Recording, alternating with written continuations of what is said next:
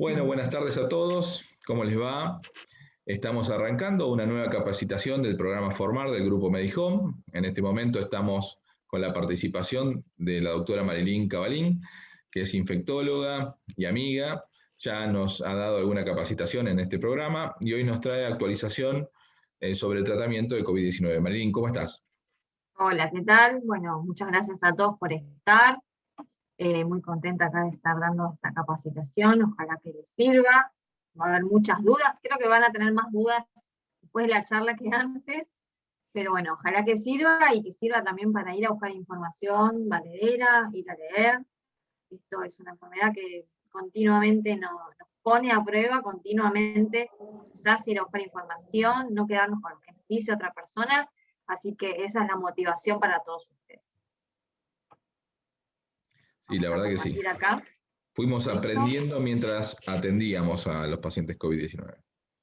Exacto. Muy bien.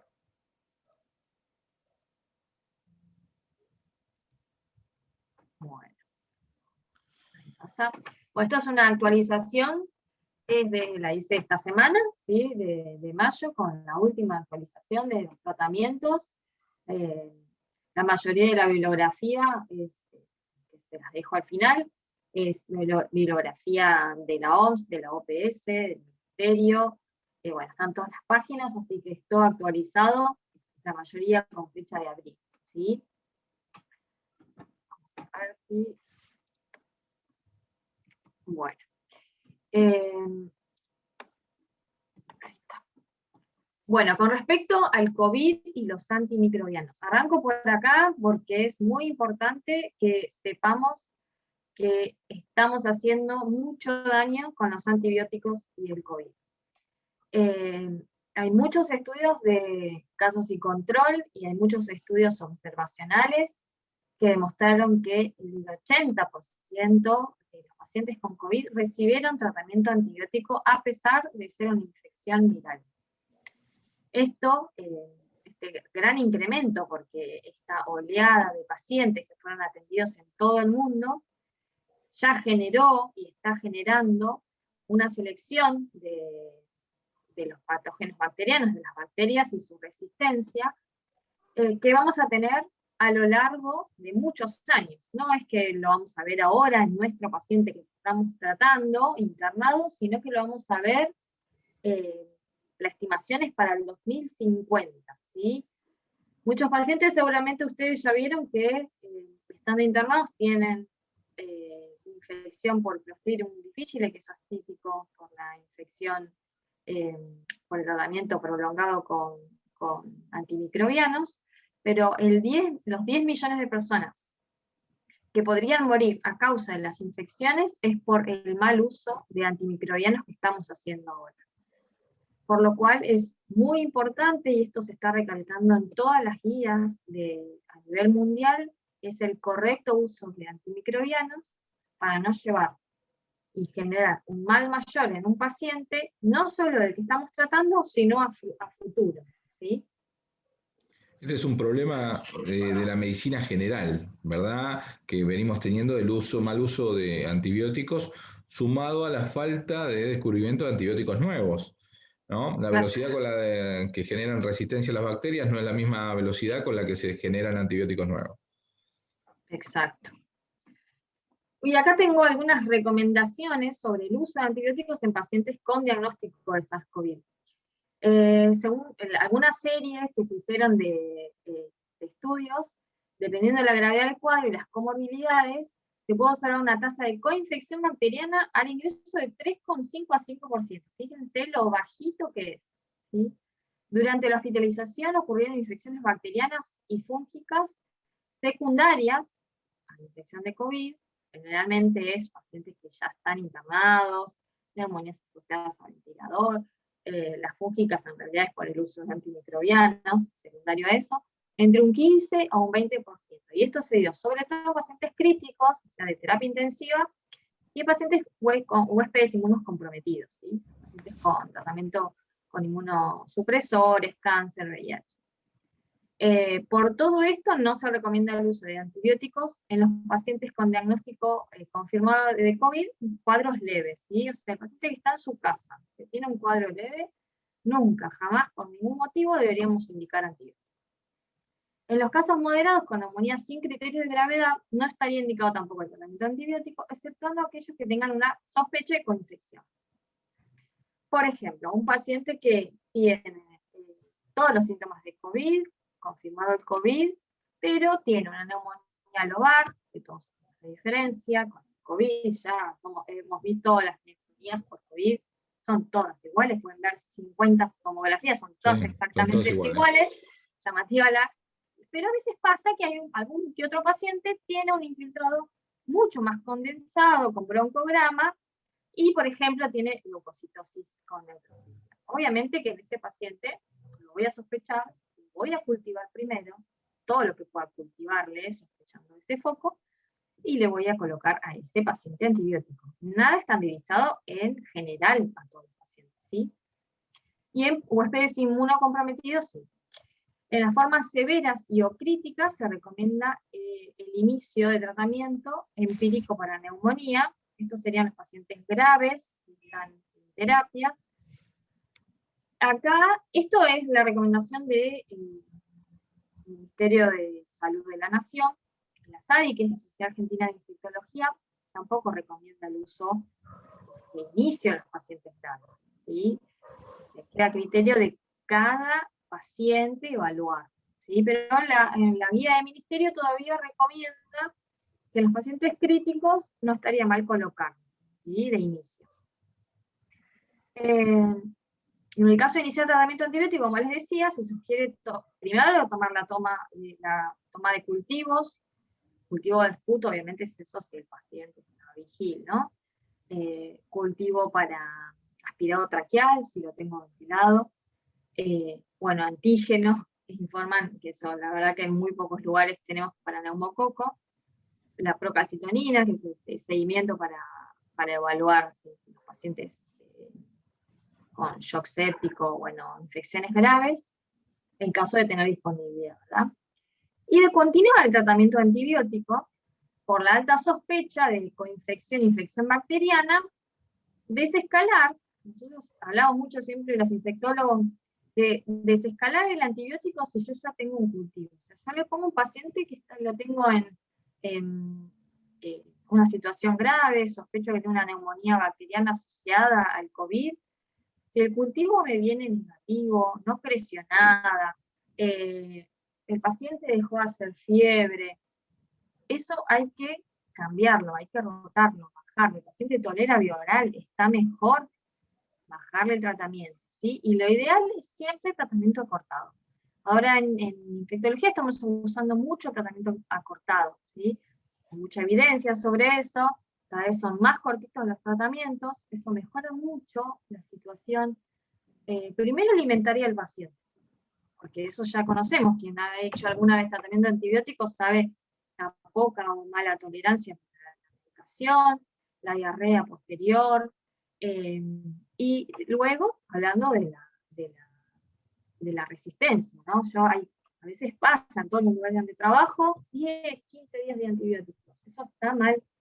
Nosotros tenemos que hacer tratamiento acortado, 5, 7 días si el paciente tiene asociado a una bacteriemia, 10 a lo sumo en situaciones de cuadros mucho más graves, pero eso si yo pido cultivos, tengo que ir a buscar y elegir el tratamiento ajustado a los cultivos que pedí, por algo los pedí. Mari, repasando la slide anterior, ¿no? Porque me parece que esta es una información disruptiva que tenemos que señalar y subrayar. Queda claro que los pacientes COVID positivo leves, oligosintomáticos o asintomáticos, jamás antibióticos, nunca, ni en forma preventiva, jamás antibióticos. No, ni acitro, ni claritro, ni... Bueno, he visto cada cosa, ivermectina, después lo charlamos, pero de todo, en ambulatorio pacientes que por ahí tienen anosmia, un poquito de síndrome gripal y nada más. Por eso. No, a ese no. Y el moderado, sí. El moderado, si yo sospecho que tiene una sobreinfección bacteriana, o sea, el paciente Bien, que está moderado y que está bien y dejó de hacer fiebre, no le voy a poner antibióticos. Ahora, si el paciente lleva día 7, 8, 9, y había dejado de hacer fiebre, pero ahora empezó a hacer fiebre de vuelta, y le bien, dice, no, ya no tengo más tos seca, ahora tengo tos con mucho moco. bien, bien, Y me duele bastante más cuando toso o respiro profundo. Ahí tengo que pensar una sobreinfección bacteriana. ¿Esto bien, por bien, qué bien. sucede? Porque tiene el parénquima pulmonar inflamado, con mucha secreción, todo lo que genera el COVID, y obviamente las bacterias pueden ingresar por la vía respiratoria y hacer una sobreinfección bacteriana. Más allá de que si encima al paciente por ahí le dieron puff para hacerse, peor, ¿sí? Porque eso puede agravar el cuadro y hacer que tenga mayor ingreso de bacterias del exterior. Entonces, o pacientes, mira, justo hoy vi un paciente que había tenido COVID hace 20 días, estaba con corticoides a pasto y hizo una tuberculosis miliar. O sea, ya tenía seguramente Sí, algo ahí obviamente. por iniciar, pero su COVID, más los corticoides inhalados vía oral que tenía, hasta se había dado intramuscular corticoide, ayudó a que su tuberculosis, que la tenía ahí, seguramente despertara, ¿no? Sí. Entonces tenemos que ser muy cautelosos con eso. Está muy bueno que cuentes un poco la cronología que tengamos en cuenta, porque inicialmente ni al moderado tendríamos que darle tampoco antibióticos, porque No, inicialmente todos los síntomas son propios del COVID. sí, sí, Pensarlo sí. recién en un moderado que tiene otra sintomatología compatible con bacteriana y que los tiempos suelen ser lo que vos dijiste, primero un cuadro florido bien viral, dolor muscular, fiebre, cansancio y después hay como una segunda ola de fiebre con algunos otros síntomas que son compatibles con la sobreinfección. Si no existe Exacto. eso, el antibiótico no tiene ningún asidero. No, no se debe indicar. Y Bien, si lo hacemos está mal. No solo que le hacemos, bueno, por las dudas, no, le estamos haciendo mal, aparte si se lo damos, ¿sí? Pues le estamos aumentando su resistencia y por lo cual si el paciente después lo requiere, va a tener bacterias mucho más resistentes, así que no. Le tal cual. podemos El dar diarrea también, si diagnóstico ya tiene temprano, diarrea por el COVID, le podemos sí, agravar su diarrea, sí, hacer que no coma, que no pueda alimentarse, que no se pueda hidratar, así que no, ¿sí? bien. Muchas veces se escucha eso, ¿no? Por las dudas, tómate esto. Lo Por las único que hacemos es dudas, seleccionar. Con ese antibiótico temprano esperamos, seleccionamos. exacto. Bueno, y estas son, digamos, esta es la guía de Nación, así está el cuadro, yo se los copié tal cual, para que vean, ¿ves? Formas leves, con radiografía normal, se desaconseja el tratamiento, ¿sí? Moderadas, sin criterios de gravedad, incluye diagnóstico clínico, radiológico, de neumonía, sin requerimiento de oxígeno, la verdad, son muy pocos, ¿sí? Y si tenemos hallazgo de radiografía compatible con COVID, radiografía o tomografía, ¿no? Dependiendo de dónde trabaja. Linfopenia, o sea, glóbulos blancos normales o supositivos de infección viral, ¿sí? Porque puede tener también linfocitosis. Clínica de epidemiología compatible a la COVID, no iniciar tratamiento antibiótico, y de haber iniciado, porque en muchos lugares, no en todos tenemos el resultado del COVID en el día, la mayoría donde yo trabajo ahora lo tengo en el día, pero en muchos lugares que no está mal si no tengo tomografía, si no tengo el resultado de COVID en el día, un paciente que tiene neumonía, iniciarle y al otro día tengo el resultado, me da positivo COVID, suspender. ¿Sí? Eso sucede en muchos lugares y si es un día, ¿eh? Ahora, si yo tengo una neumonía lobar, leucocitosis con neutrofilia, que es lo que decía, ahí sí puedo considerar un tratamiento moderado, que les había explicado recién. En formas severas o críticas, incluye el diagnóstico clínico radiológico de neumonía, más requerimiento de oxígeno o asistencia respiratoria mecánica. La guía del ministerio recomienda iniciar tratamiento antibiótico para neumonía, ajustar el tratamiento según rescates microbiológicos, o sea, siempre, primero tomo los cultivos y luego inicio el tratamiento antibiótico, y evaluar el pasaje a vía oral de forma temprana y suspensión al 5.º día del inicio de tratamiento según la evolución clínica. ¿sí? Y los rescates, obviamente, no es lo mismo que tenga una bacteriemia asociada, tengo que hacer más días, o que le venga todo negativo, no va a ser el mismo paciente. Entonces, en esto no podemos estandarizar. Sí tenemos que saber que es, pido los cultivos, inicio el tratamiento y después lo ajusto. Tiene que haber 48 horas. 48 horas yo ya tengo como para ajustar el tratamiento, ¿sí? Acá tratamiento empírico. El tratamiento empírico de las neumonías es el de la neumonía común de la guía de ministerio, ¿sí? O de la SADI, que son prácticamente iguales. Empírico se le llama a esto, a que inicio sin saber qué germen puede ser, bacteriano, y luego con mis cultivos lo adecuo, ¿sí? La ideal, siempre se dan varias opciones porque cada centro tiene su resistencia, no es lo mismo la terapia de la Trinidad de Palermo que el Hospital Evita Pueblo, no va a ser lo mismo la resistencia. Entonces, por eso siempre hay que poner distintas opciones y el paciente no va a ser el mismo. No es lo mismo un paciente que ya estaba internado porque pobre tenía un cáncer terminal y venía con quimio, o un paciente que venga de la casa. Pero en general se inicia con su extracción a claritromicina o ampicilina sulbactam con claritromicina. En los pacientes que tengo sospecha de que pudiera tener un higiene, por ejemplo, una pseudomonas, un paciente que tiene bronquiectasias, que tiene EPOC, o que está colonizado, ahí tengo que agregar la cobertura para ese germen, o si tengo riesgo para bacterias multiresistentes. Pacientes que ya habían tenido una infección a catéter por paciente que, lo que fuera, tiene una infección agravada en la piel, bueno, en esos voy a adicionar vancomicina, ¿sí? Pero esto es algo muy puntual, que en general se hace en la terapia o en los pisos de clínica con el infectólogo. Pero en general son los primeros, punto 1 y 2. Tratamiento empírico, ponerle ustedes que si están la mayoría en ambulatorio, un paciente moderado, que tiene sospecha de infección bacteriana, le pueden pedir cultivo de esputo, ¿sí? En realidad los laboratorios difícilmente hagan hemocultivo a domicilio, a menos un paciente COVID, pero sí, sí un esputo pueden darle, a ver si tiene algún rescate, y iniciarles amoxiclavulánico, por ejemplo, con claritromicina, ¿sí? Esa sería una buena opción. Bien, quinolonas, el uso de las quinolonas en esto no las veo. No. Mira, el uso de las quinolonas en el mundo es un tema, porque tenemos alrededor del 40-50% de resistencia para el uso de las quinolonas. Entonces, nunca, jamás, en ningún tipo de infección habría que usarlo empírico. De nada. Ni infección urinaria, ni de piel, ni vía respiratoria. No está recomendado. Si yo uso ciprofloxacina es porque me viene un urocultivo que es sensible. Si no, no lo podría usar empírico. Bien.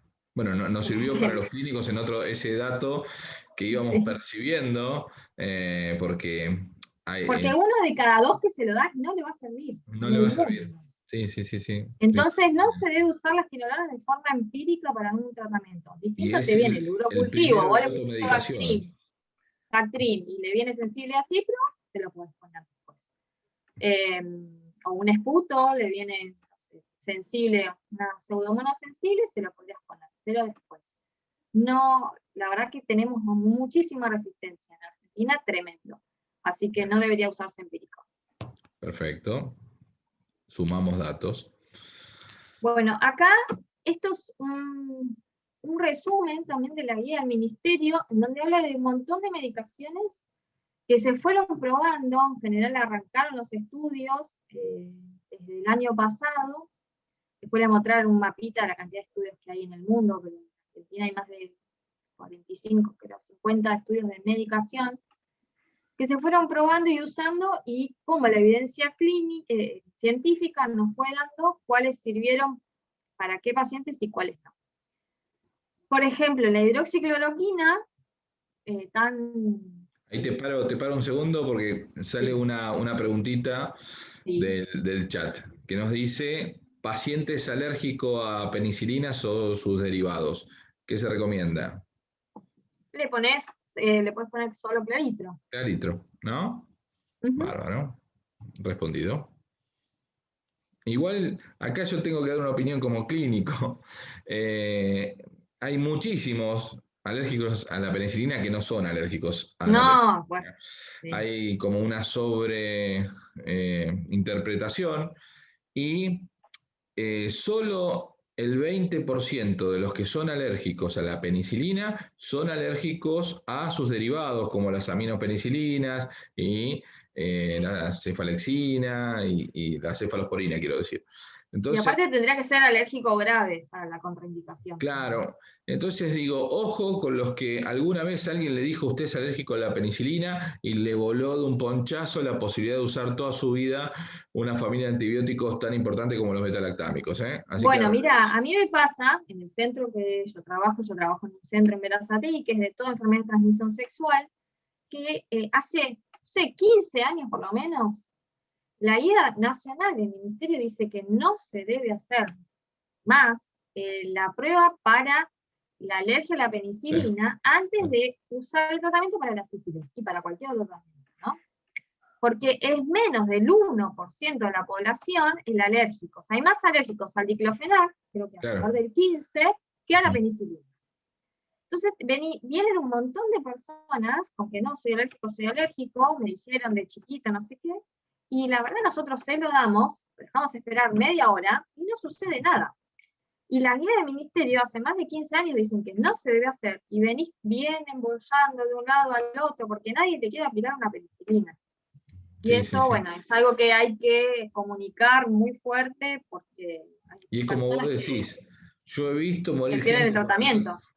Es como vos decís, yo vi gente morir por alergia al diclofenac. Las alergias más graves que vi en mi vida como médico fueron al diclofenac. Es un analgésico que lo compran en un Sí, kiosco o ¿viste? en cualquier lado. Y a las penicilinas no. A las penicilinas No. no. Yo no vi ninguna y donde yo trabajo se aplican, no sé cuánto, Sí, no sé. 50 por día. Mm. Así que, bueno. Bueno, entonces iba por la hidroxicloroquina, que medicación tan difamada por el presidente acá cercano, no está recomendada, la evidencia resultó que no está recomendada en enfermedad leve, moderada, ni grave, ni crítica, no tuvo ningún efecto beneficioso, así que se estudió en su momento y no se recomienda porque la evidencia no fue concluyente.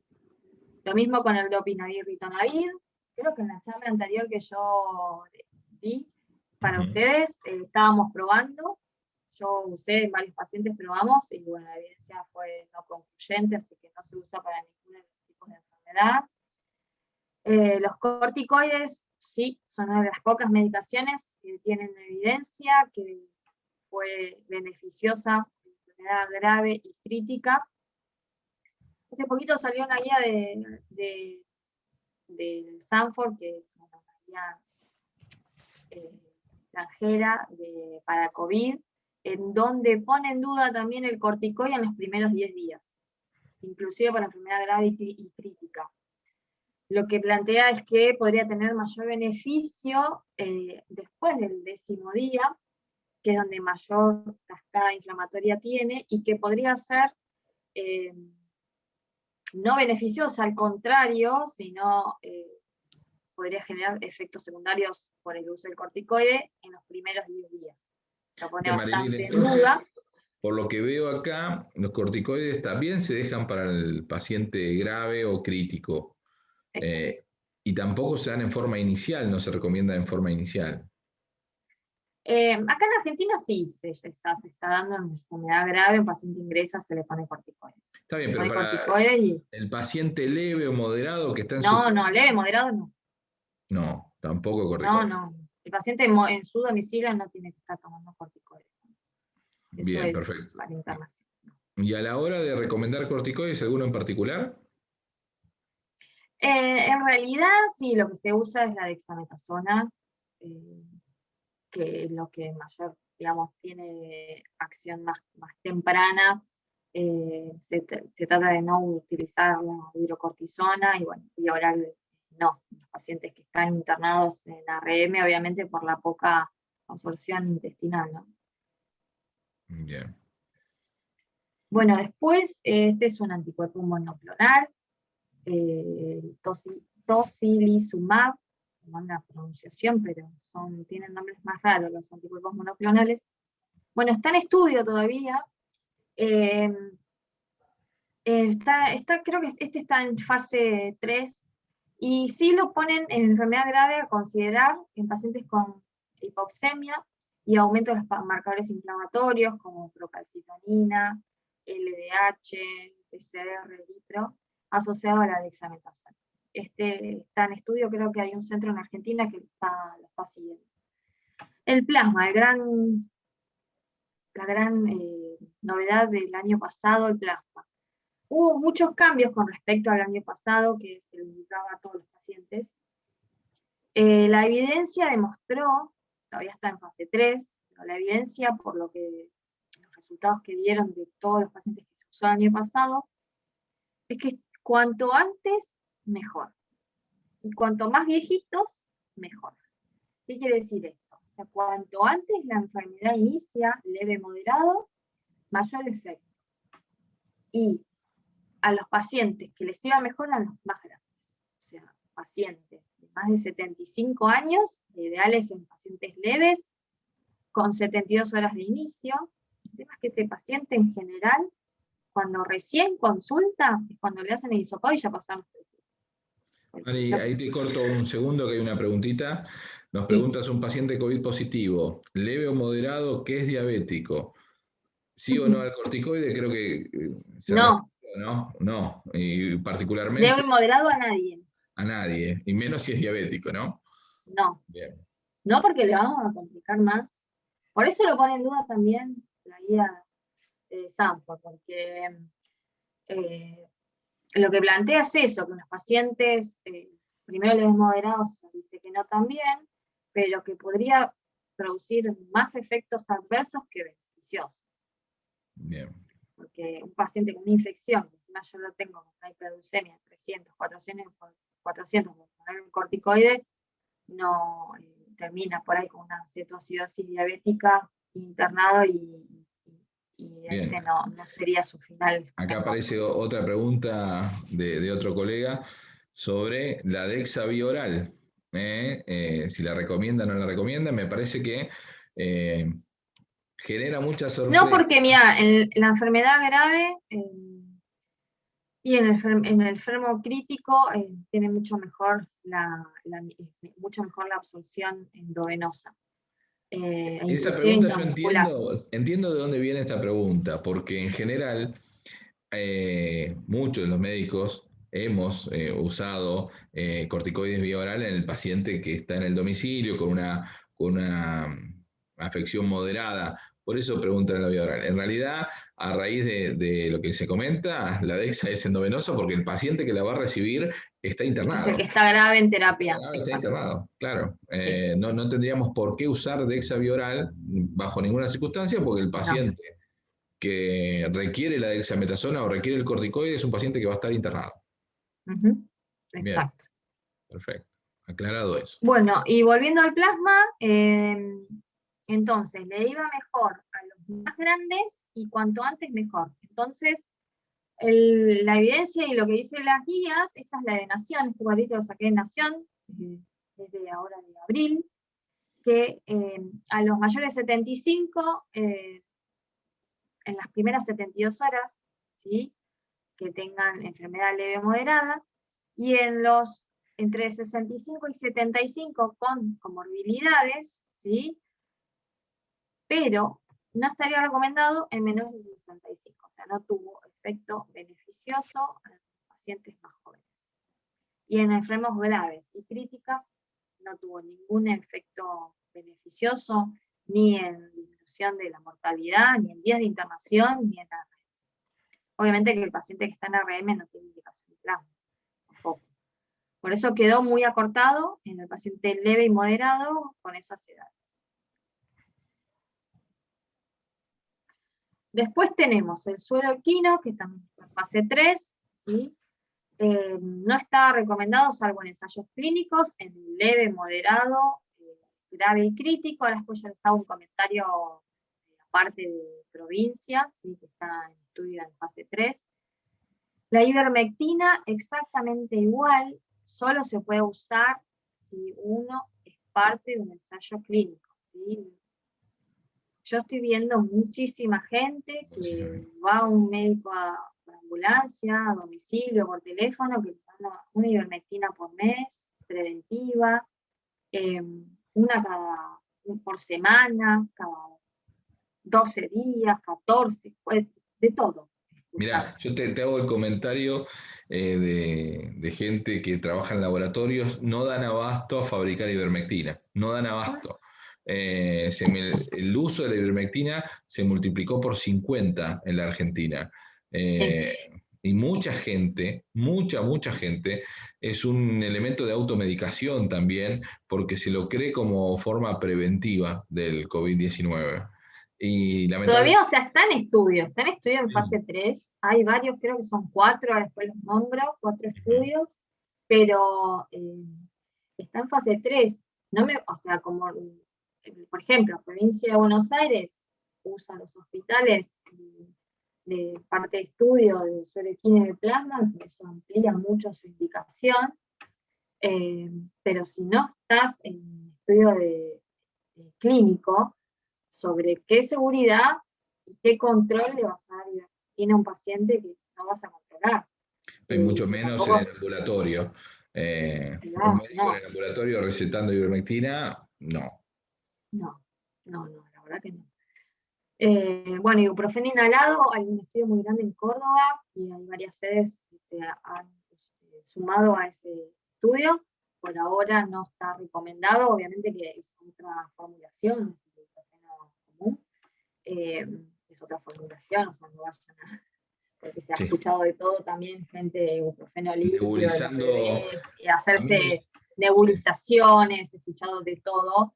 No es la misma formulación, así que solo recomendado en ensayos clínicos, ¿sí? Esto también por muchos pacientes les van a preguntar si ustedes tienen un sustento científico para decirles no, sí, o tal cosa, ¿sí? Pero los pacientes obviamente quieren hacer de todo.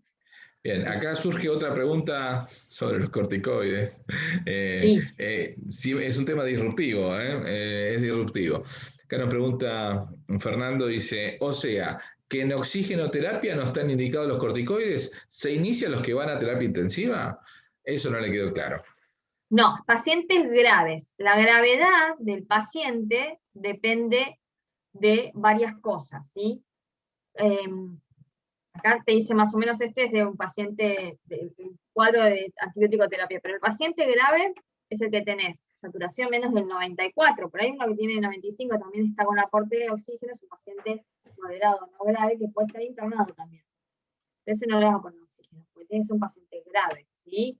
Tenés que hacerle la escala CUR, hay un montón de otras mediciones para ver si el paciente es grave o crítico, si está con vasoactivos, no.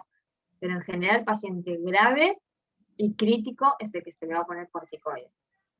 No sé si expliqué bien, pero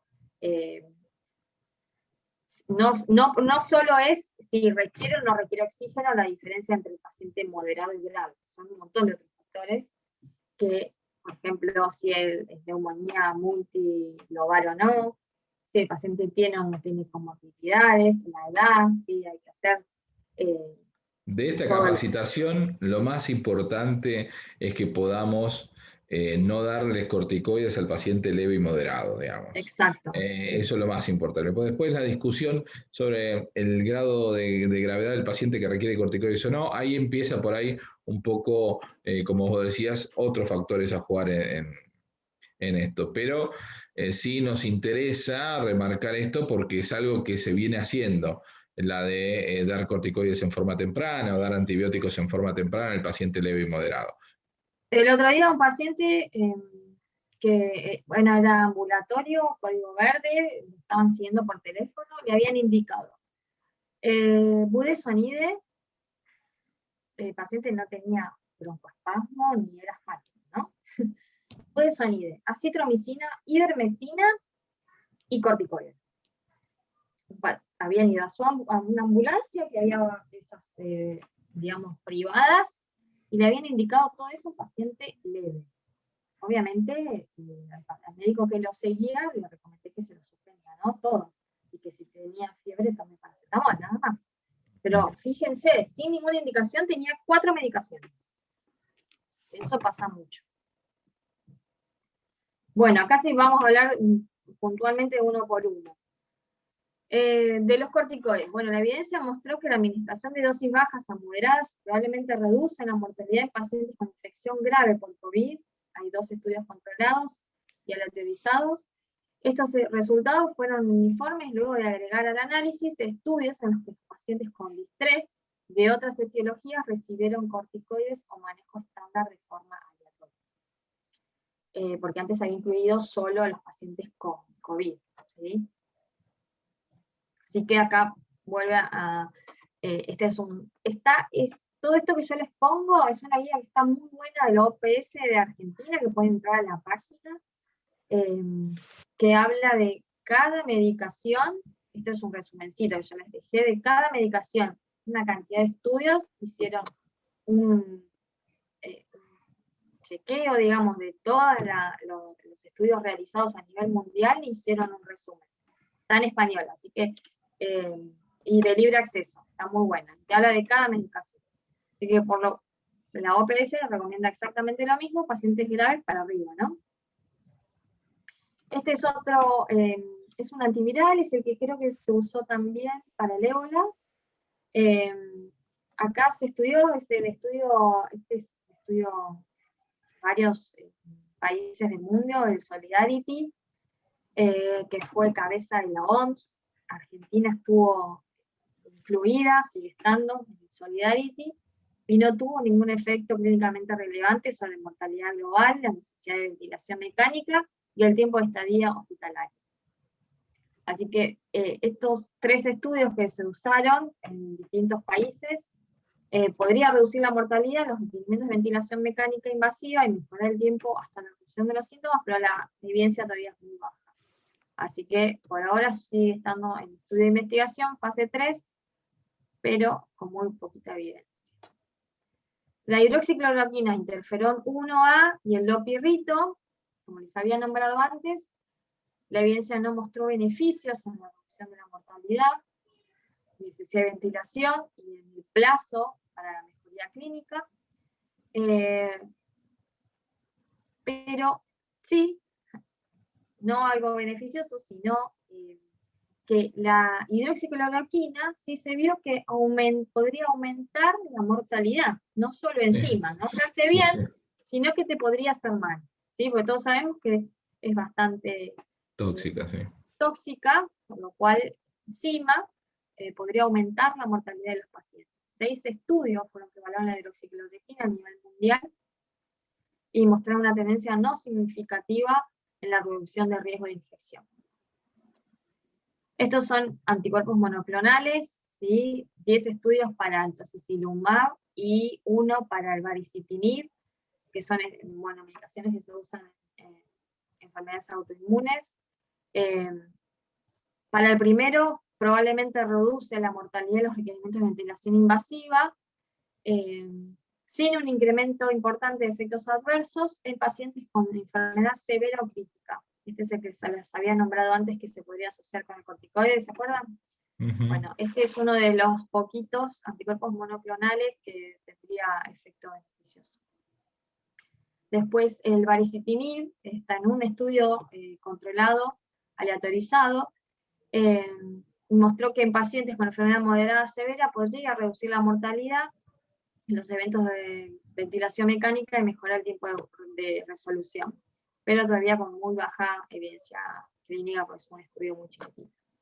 La colchicina sugiere que podrían haber una probable reducción en la mortalidad y requerimientos de ventilación mecánica hasta en 4 estudios de están casos y avanzados controles estos aleatorios. estudios.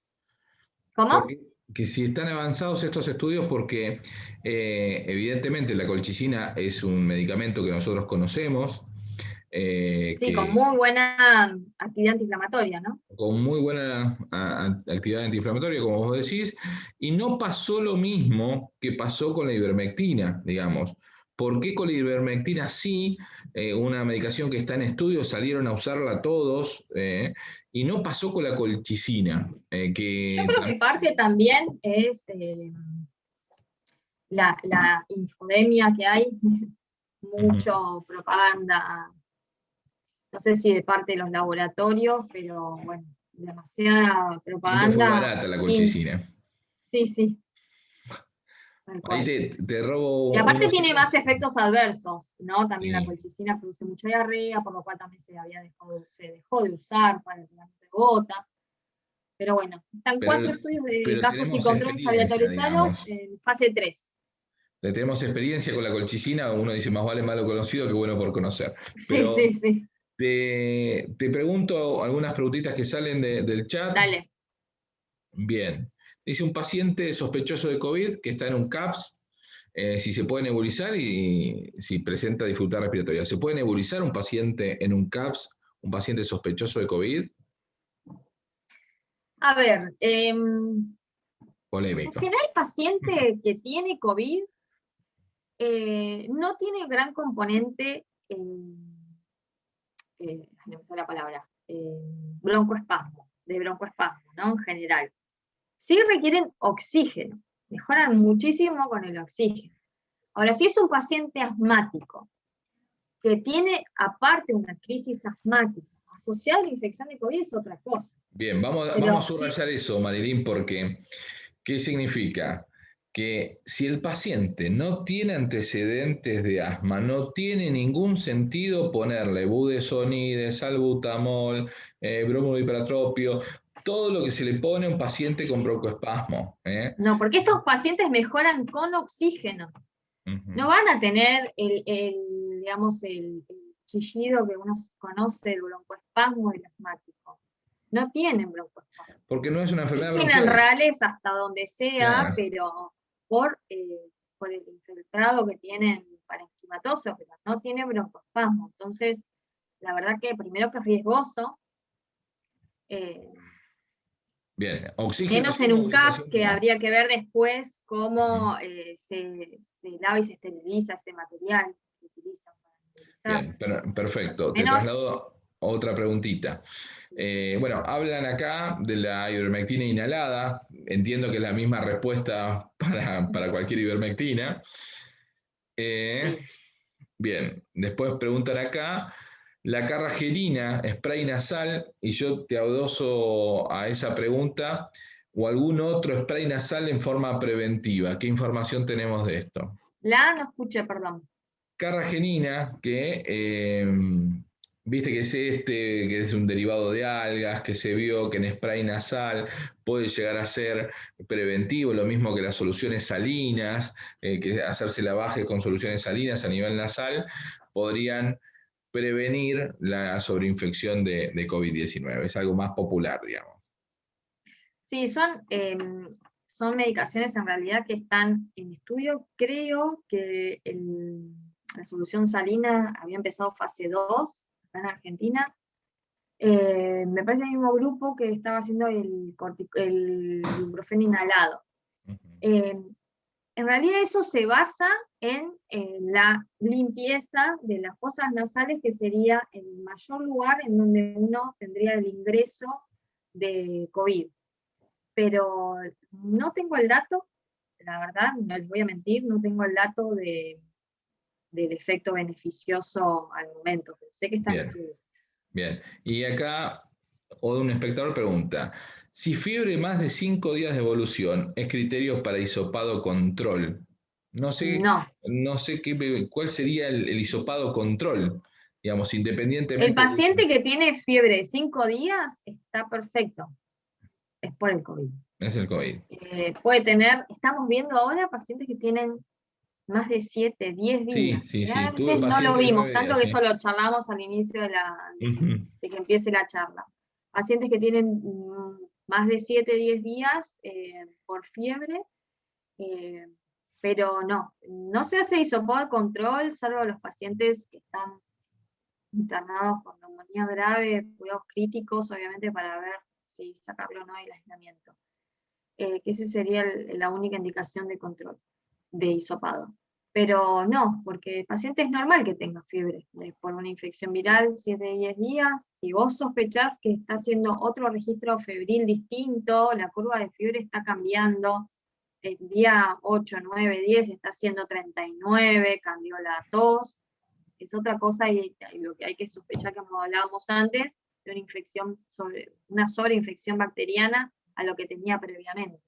Nosotros, Pero día 5 o 6, tuvimos, normal. sí, nosotros el otro día tuvimos una charla sobre los pacientes en seguimiento COVID-19 y remarcamos la importancia de los signos vitales en función de esto. No solo el único dato de signo vital, la temperatura, sino la frecuencia respiratoria, la frecuencia cardíaca, la saturación, la tensión arterial. Eso nos orienta muchísimo a ver que si estos 7, 8, 9 días de fiebre vienen en descenso y en mejoría de lo que podría ser la curva natural del COVID, con un descenso de la frecuencia cardíaca, un descenso de la frecuencia respiratoria, más allá que tengan fiebre.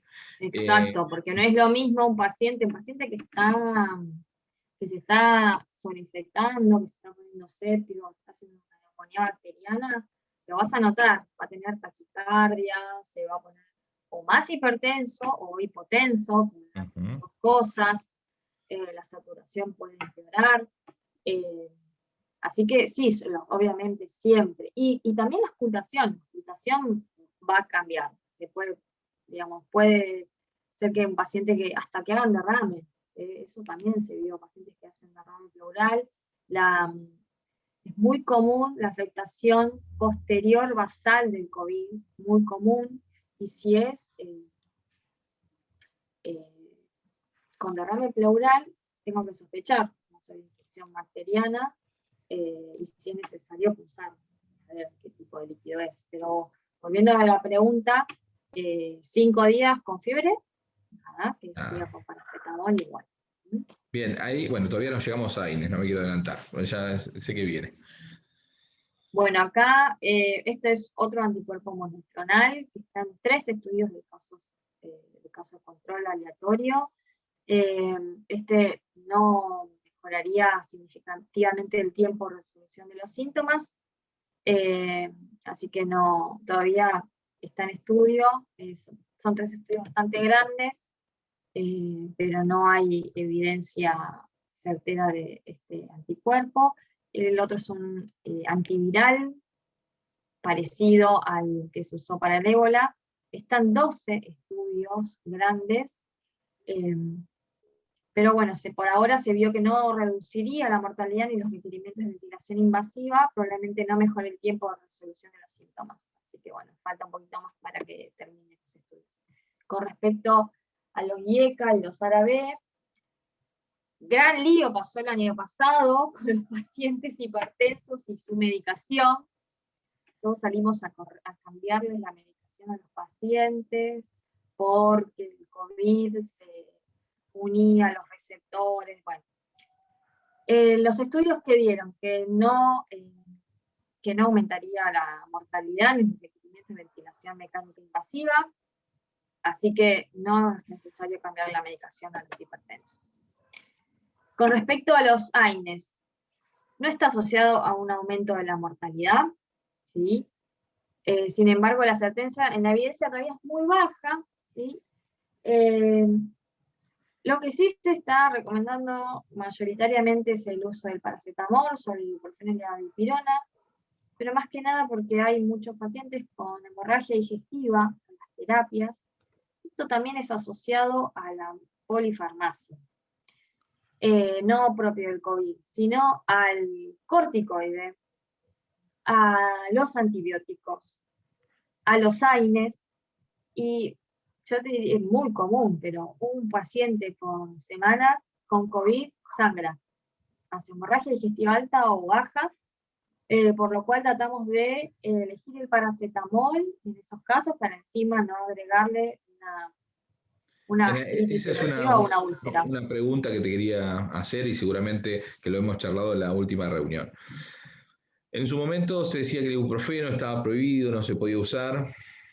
y el único AINE el paracetamol. Entiendo yo que la elección del paracetamol tiene mucho que ver con los efectos adversos de los otros AINES, De como los vos decís. AINES, claro, Y exacto. sumado al sobreuso que le damos los médicos a los corticoides en forma temprana, y como vos decías, a los antibióticos que no van, a los corticoides que no van, después no podemos usar en un paciente con un proceso febril que no está respondiendo a los AINES, al paracetamol, agregar otro AINE como la dipirona o el ibuprofeno, que son muy buenos antipiréticos, digamos. Es como que Exacto, nosotros mismos caemos en la misma trampa de exacto. utilizar fármacos que no los necesitábamos, y quizás cuando necesitábamos un poco manejar la fiebre con algún otro AINE, no lo podemos usar porque usamos lo que no teníamos que usar. Un poquito pasa Claro, eso, ¿verdad?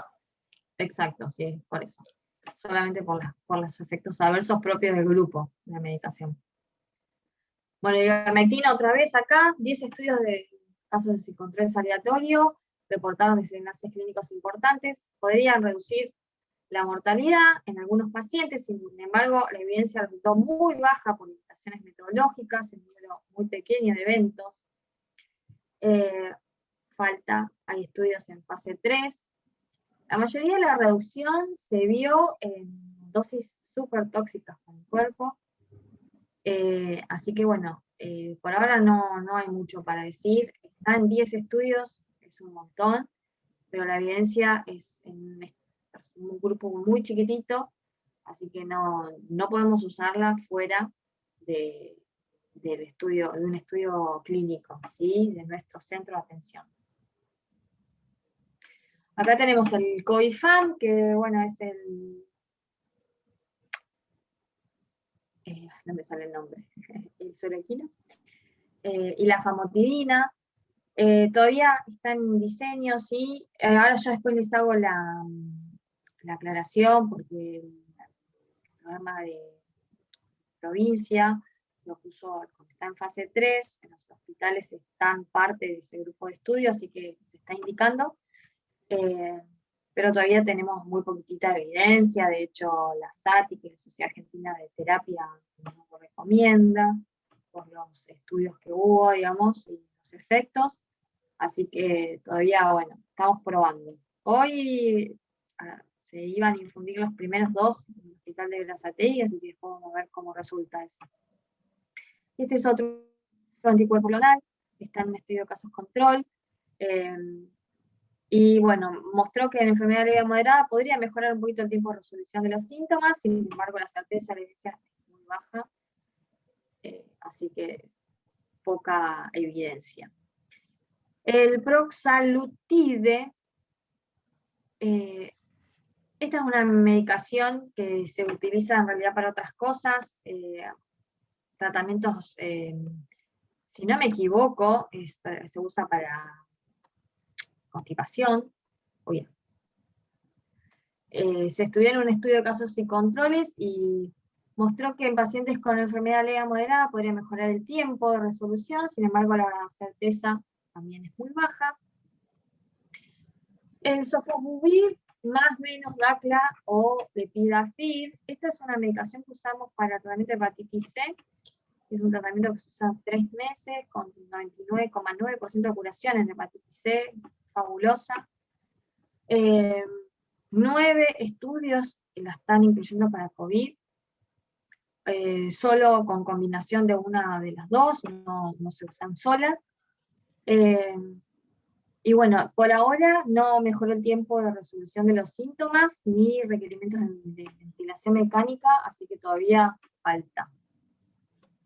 Dióxido de cloro, conocido por los medios. Clorito de sodio, hipoclorito de sodio derivado, bueno, la OMS, la OPS, el Ministerio, cualquier organización, inclusive el CDC, no lo recomienda, es una sustancia tóxica, es de limpieza, no se usa para tratamiento médico en ningún caso, y de hecho podría ocasionar graves efectos adversos. Hemos visto muertes acá en Argentina, así que no se debe usar, y la seguridad de las personas es el objetivo principal, por lo cual insta a la OMS y la OPS a denunciar venta y indicación médica, que también, bueno, hay de todo, ¿no? Pero hay médicos que encima lo indican. Bueno, esto es lo que yo les decía. Este es un mapa fabuloso. Un mapa de la cantidad de estudios en el mundo de distintas medicaciones con el COVID. Creo que esto no se vio en la historia de la medicina para ninguna enfermedad, ni para ningún cáncer, ni para el VIH, ni para nada. Hay 2.000, casi 800 estudios sobre tratamiento. Y 1.400 están reclutando pacientes. Esto no incluye vacunas, solo tratamiento. Bueno, entonces, ¿qué nos sirve? Porque la verdad que les puse muy poquitas cosas que sirven. Hidratación. Dicen que mejora muchísimo el paciente con tos, obviamente la diarrea, los vómitos, la hidratación de 2 litros por día. ¿Sí? La tos seca mejora muchísimo con la hidratación, así que eso hay que indicarlo y recordarlo al paciente. El paracetamol para la fiebre, el paciente con broncoespasmo, como yo les decía, porque tiene un componente previo que utilice beta-2.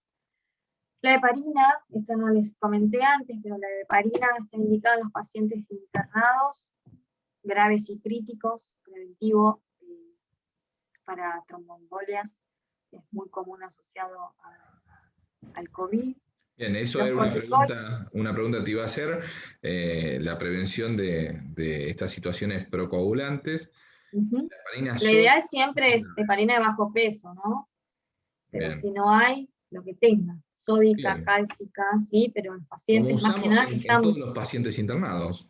exacto, están pobres postrados, no pueden moverse por la falta de oxígeno, más la cascada inflamatoria que genera el COVID, más la postración propia de la infección y de la incapacidad por la falta de oxígeno, genera muchos episodios tromboembólicos, así que está indicada la heparinización del paciente. Bueno, los corticoides, como ya hablamos, en el paciente grave y crítico. Los pacientes que tienen diarrea, podemos usar crema de bismuto. ¿Sí? No hay problema con eso, se puede usar 10 mililitros cada 8 horas. Traten de no usar loperamida, ¿sí? Sí la crema de bismuto.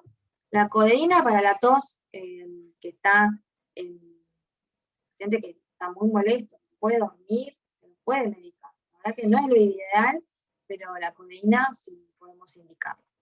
Y el paciente que está muy ansioso, está muy nervioso, que está en su casa, que tiene mucho miedo, que se satura cada rato, se le puede dar ansiolíticos. Hay pacientes que tienen mucho miedo y tienen por qué, así que se puede usar ansiolíticos en el paciente para que duerma. Ojo con el paciente que está hipóxico, obviamente, si Claro, paciente claro, no, sí, si sí. está hipóxico, le debe dar benzodiazepina, no lo van a encontrar bien. Pero sí se puede indicar, ¿sí? No, Con la no hay limitación de problema. los ansiolíticos de siempre. Paciente con dificultad respiratoria, ansiolíticos no. Exacto, no. Pero un paciente leve, está en su casa, está muy ansioso, se satura cada rato, quiere salir, no puede tolerar el aislamiento, y eso es algo que tienen que cumplir, se puede utilizar. Acá nos preguntaban una pregunta del chat sobre la dosis de la heparina, si eran 5.000 unidades subcutáneas cada 12, como históricamente la subheparinización del internado. ¿Esto sigue siendo así? Sí. Bien. En los pacientes que van a recibir plasma se sube un poquito, cada 8, pero bueno, es una indicación momentánea. Sí, o los que pesan más de 90 kilos. Claro, sí. Bien. Bueno, y esto es lo que yo le decía, esto es para la gente que vive en provincia, ¿no? Que cambió un poquito la indicación, porque como provincia de Buenos Aires está metida en el estudio de fase 3 a la sueroquina y para plasma, tenemos posibilidad de para el paciente crítico utilizar para el paciente grave, perdón, utilizar sueroquino, y para el paciente leve o moderado podemos utilizar plasma.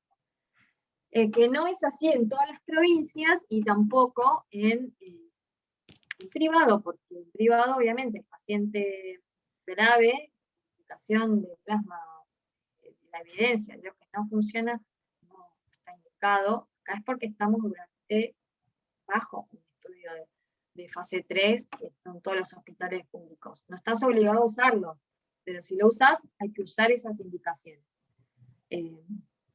Así que bueno, está muy bueno porque es bien claro a quién agregarle no corticoide, a quién está en el grupo para recibir plasma y para quién suero equino. Y obviamente que el paciente crítico, nada más que dexametasona, porque no tiene indicación. Lo ideal, siempre estos pacientes, para indicarle tratamiento de plasma y suero equino, es que no esté en RM, ¿no? Porque si no ya está bien. Bueno, y esta, que ya después, esto se va a quedar, ¿no? Después ustedes se los pasan a Exacto. Power.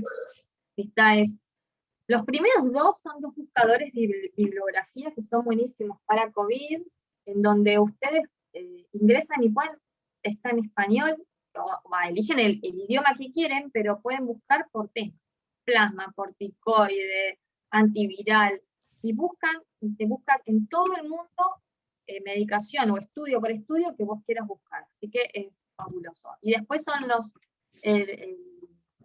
páginas oficiales, obviamente, de Ministerio de Salud, Nación, Provincia y de la OPS. Bueno, acá terminó, pero bueno, abierto a preguntas de las que quieran. Seguramente tengamos dudas. Bien, bueno, ese es el momento que nos quedamos un ratito preguntando. Ahí, Mari, si querés levantarlas en forma directa, podés abrir el chat y Dale, ir viendo. Mientras estimulamos que algún colega que se quedó con alguna duda o quiere compartir una experiencia, nos puedan decir. Bien.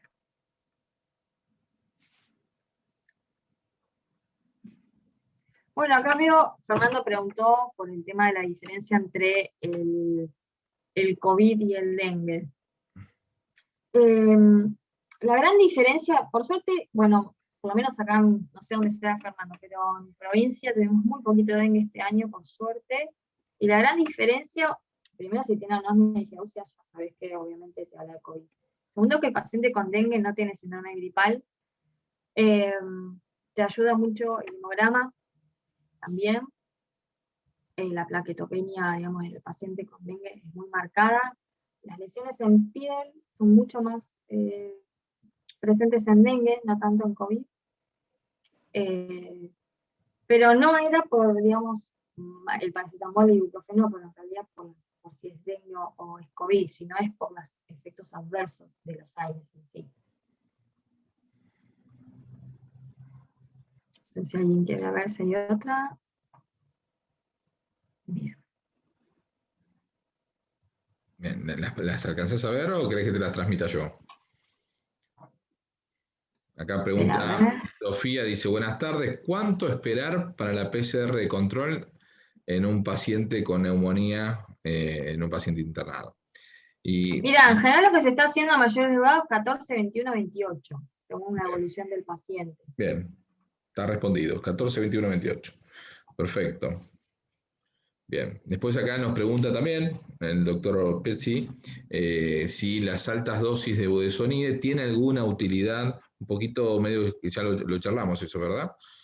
Sí, la verdad que no está indicado de manera rutinaria, salvo en pacientes que tuvieran compromiso previo de patología pulmonar. Algunos se benefician, obviamente, pero porque ya tenían o asma, en esos pacientes que responden, pero en sí el COVID no tiene patrón de broncoespasmo. Bien, acá nos preguntan sobre el suero equino, la doctora Val, ¿cuál sería la indicación y dónde se conseguiría si tienen un paciente para eso? Sí, mira, en el protocolo de provincia, si sos de provincia, en el protocolo de provincia están los teléfonos, hay dos médicos que se encargan de plasma y hay dos médicos que se encargan de suero. El tema es así, si vos tenés paciente grave, para suero equino, hasta 10 días tenés que aplicarlo, que es un montón, desde fecha de inicio de síntomas, no desde hisopado, desde fecha de inicio de síntomas, te tenés que comunicar con esa doctora o ese doctor, te va a pedir un montón de datos clínicos del paciente para ver si encuadra, y si te da el ok, se retira. En algunas farmacias de hospitales de La Plata, gratuito para los hospitales públicos de la provincia, y se infunde de manera endovenosa, primera dosis y la segunda a las 48 horas. Para eso no tenés que tener agrupado al paciente, para el plasma sí, obviamente, pero en el protocolo de provincia tenés el último que salió ahora con fecha de abril, tenés los pasos a seguir. Bien, acá hay otra pregunta que surge del chat, que me parece muy interesante, que hace Gabriela, ¿no? Según la indicación que estuvimos viendo, en el paciente adulto leve o moderado, inicialmente tiene indicación de plasma. Digo, pero a ese paciente se le indica la internación, es factible hacer eso. Si nosotros tenemos un paciente con esas características, es bastante fácil de conseguir o no, digamos, o tenemos que ir a un lugar especial, porque si está la indicación, tenemos posibilidad de internarlo a ese paciente y aplicárselo el plasma. ¿Qué Sí, facilidad está? sí, sí, si es un paciente, yo creo que la mayor dificultad es un paciente leve, porque hoy en día no tenés lugar para internar un paciente leve. Claro, Ese es el problema. Entonces, está genial con la indicación de paciente leve para pasarle plasma, que es cuanto más grande mejor. Por suerte ahora los más grandes casi no se ven en los hospitales porque están todos vacunados, que si quieren ahí les hago un resumen sobre eso, pero hay muy poquitos. Pero esa es la dificultad, yo creo que nadie te va a internar un paciente leve para pasarle plasma, ¿sí? Que encima tenga más de 75 años. En cambio, un moderado, sí, ahí la verdad que tenés lo ideal es hasta 7 días en pasarlo, y lo que tiene que tener el paciente es estar agrupado y comunicarte por las mismas vías, les comenté, en provincia, y lo que es en privado, en general se manejan con los centros de hemoterapia privados, por ejemplo, Fundosol, Hemocentro, Hemocentro Sarmiento, creo que es el otro. Se hace el pedido en las clínicas, directamente al centro de hemoterapia, para infundir el plasma al paciente. Siempre el plasma los primeros 7 días de inicio de síntomas. Está pasando ahora mucho que los pacientes moderados llegan tarde. O sea, claro. empezaron, no sé, 20 y pico de abril, andan mal, 10 días, y recién ahí consultan y se internan. Entonces ya no le puedes hacer más nada. Ya está Claro. repasado.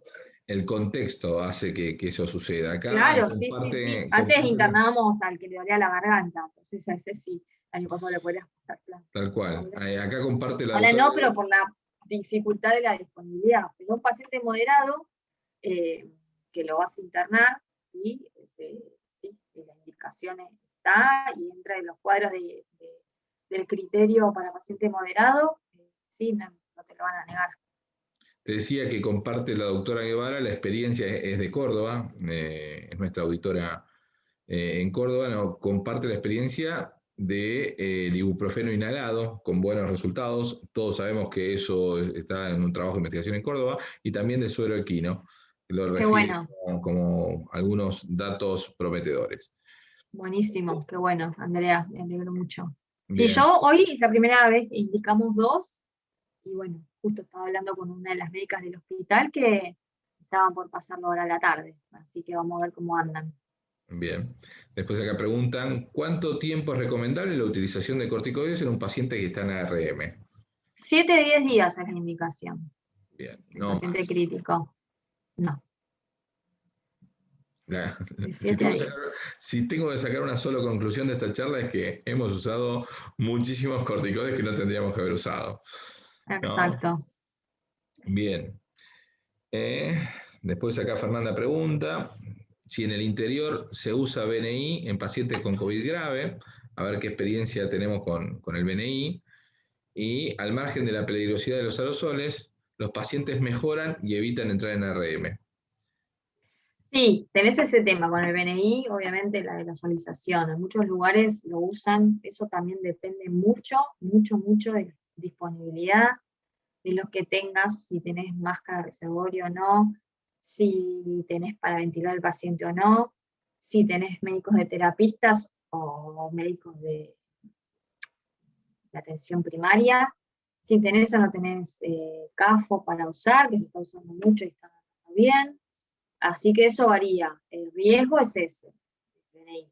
Eh, y obviamente, como dice Andrea, el de cúbito prono, bueno, obviamente no me basé mucho en lo que son medidas de terapia, por lo que habíamos charlado, que la mayoría son médicos que no hacen internación, en hospitales o en terapia, ¿no? Pero el prono de los pacientes, obviamente que están en domicilio, también se los puede indicar como medida preventiva.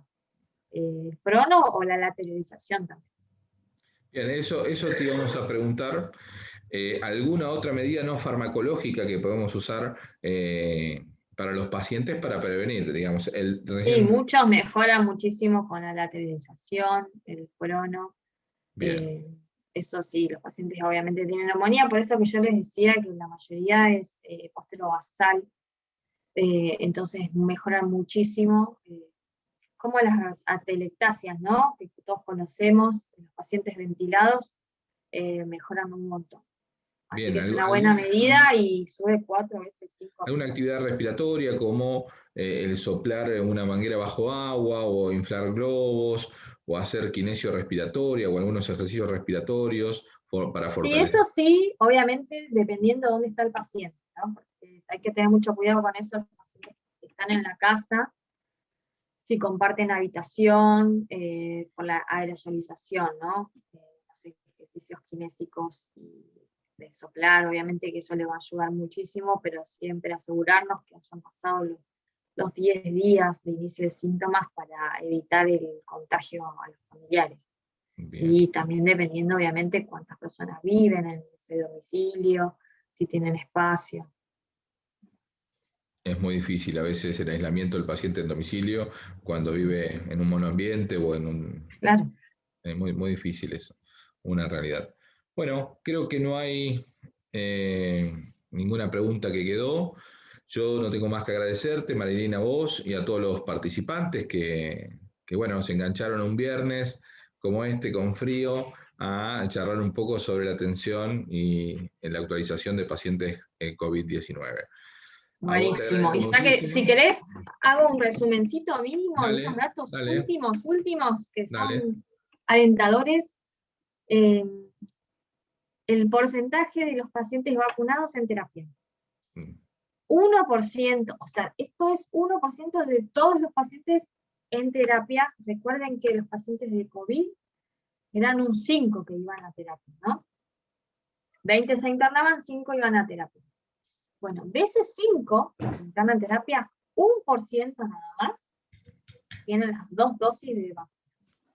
Y un 20% una sola dosis. Con lo cual, seguramente todos han visto la baja cantidad de edad de los pacientes, y eso es obviamente porque el bichito está buscando otros hospederos, que es gente no vacunada. Así que es algo muy alentador para los pacientes que están vacunados, ¿sí? Porque es muy, muy, muy, muy bajito, ¿sí? Es un 1% del 5 que está en terapia, los pacientes que tienen dosis completa. Así que incitar por favor a toda la gente que se anote, que en algún momento les va a llegar la vacuna, y mientras tanto que se vacunen para gripe y Prevenar 13 como primera indicación a los que no estén vacunados, porque la gran mayoría de los pacientes no tienen vacunación para neumococo, y posterior de la Prevenar 13, la Neumo 23, ¿sí? Recuerden el escalado de esa vacunación para neumococo, que es así, primero Prevenar, después Neumo 23. Así que eso ayudaría un montón también para las infecciones respiratorias. Y bueno, indicar a la gente que se vaya a vacunar, que se anote, que en algún momento les va a llegar, que están dando muy, muy buenos beneficios. Bueno, buenísimo, y por lo menos abrimos un poco de esperanza en eso. Sí. A todos los invito a ver el canal de YouTube de Medihome y a participar y estar atentos a las próximas charlas del Formar, que vamos a seguir tocando temas interesantes. Esta charla obviamente va a ser grabada y va a ser subida al canal de YouTube. Así que... Buenísimo, para seguir compartiendo. Después las compartimos, a los que no pudieron estar, las compartimos. Bueno, les agradezco a todos, nos estamos viendo, hasta el próximo Formar. Gracias.